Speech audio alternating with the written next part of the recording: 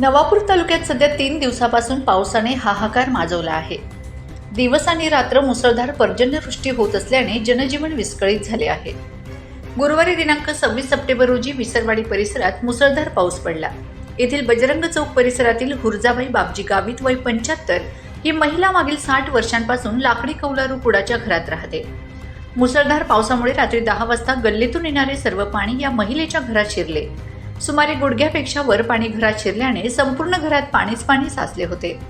त्यामुळे घरातील अन्नधान्य व इतर साहित्य सर्व पाण्याखाली बुडाले.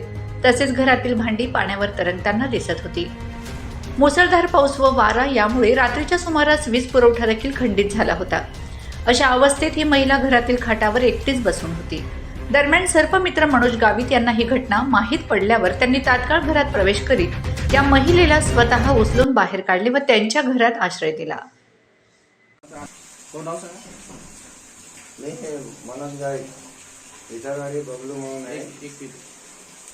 जसा पाऊस चालू झाला तसा हनुमान मंदिर परिसरामध्ये हे आमची आजी आहे हुर्जाबाई बापजी गावित म्हणून.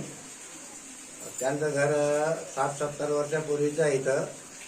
पण ते थोडं पातळी खाली गेली म्हणजे घर घेऊनच आहे, पण जमीन थोडं वरती येते. त्यासाठी